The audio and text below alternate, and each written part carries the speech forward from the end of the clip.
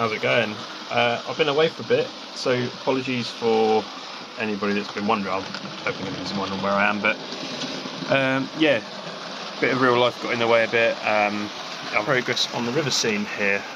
This is podge, matte podge, mixed with the green and brown acrylics, mostly green actually. I've used cut-offs of the jute hanging basket liner to create the reeds. That was just stuck into copydex. The copydex is quite rubbery, so it kept them upright, whereas they just kept on falling down with PVA, so that's quite easy once I worked that out. Yeah, there's a little bit of, there's some like rocks and things in there, had a bit of texture and some like offshoot of a bit of lavender, I think it is, that's masquerading as a log that's got caught up in the reeds. So yeah, hopefully that will dry nicely. I've just used masking tape here. I kind of wish I would have used something with a little bit more, it's a bit more waterproof, but hey, I'm sure that'll be alright once it sets. You can see the layer I've got in there, it's quite a good little layer.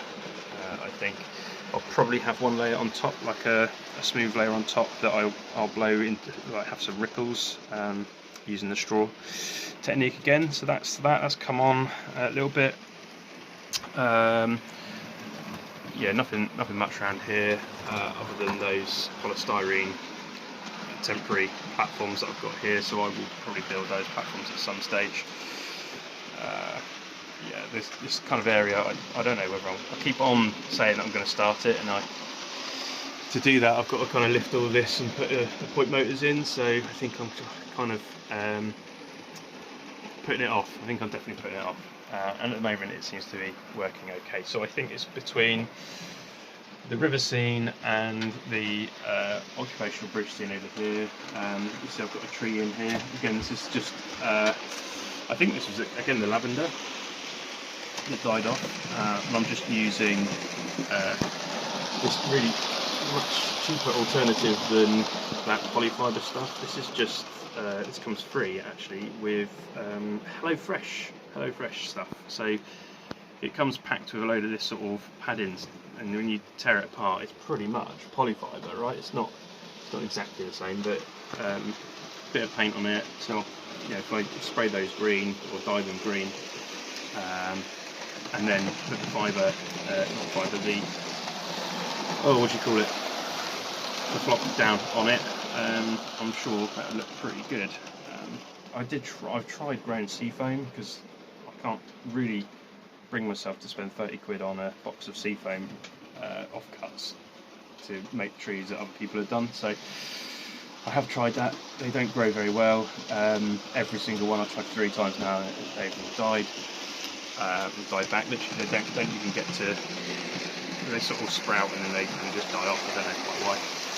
Here's the cutting area. I've experimenting with what the potentially using this stuff. So this is actually a different type of fibre for the hanging basket. It's just normal hanging basket liner. So that, I think, again, if I spray it and or kind of watery green paint it, and then put on some of the flock stuff, should look quite good. Should look like an unkept cutting, which is what I want. The top over here I'm going to have to remove, so this fascia is going to come off. Actually, I've still got to create the fascia around here. This is the last part before all the fascia is done. So that, yeah, that'll come back to that. That will come off, and I don't know whether I'm going to put grass mat on it, or I might just kind of use that as my experiment for trying out the static grass again, because I haven't done static grass for quite a while. And this corner over here, this is literally going to be left until the last minute. I think it's right in the corner. As you can see, I've got a mess down here, and I can't get to it, so it's just going to get left. Let's be honest. That's probably about, what, 2 years away, so, at the current rate.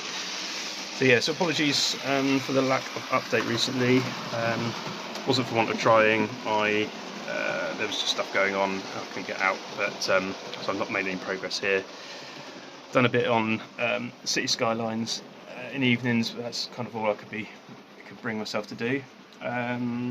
So, oh, and over here, yeah, this embankment I've restarted, so I rebuilt that bridge area. I'm hoping what I did before it didn't really look too good, so I started that again.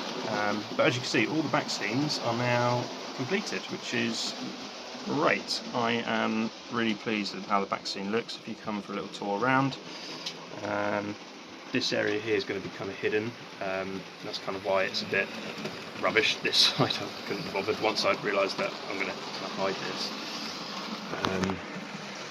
So that water tower I'm going to paint up, and it's probably going to sit sort of in here, and this will be like a foresty, hilly area, I think, around this corner. Yeah, but you can see this area, I really do like how that looks. I think the difference here, obviously it looks like it's sort of out in the sun. It looks like it's really quite good from a distance, you know, it looks like a distant landscape in the background. I think the difference between that and over here, although I like the variety of having like a darker bit, and then, you know, this is a valley that's, you know, got sunshine on it, I quite like that. The reason that's different, I think, is because I put the white paint down. It was relatively still wet. So as I was painting, it obviously took the white and made some really nice shades. So that's something to learn. I think if I ever do that again, I'll probably use a bit of white mixed in, and that was just literally white emulsion that I had lying around that I was using. So yeah, that's a really good effect. But yeah, so that's the update. A little bit of work to do, but yeah, pretty good progress actually, considering I've been away for a while. So hope you're all okay, and I'll speak to you soon.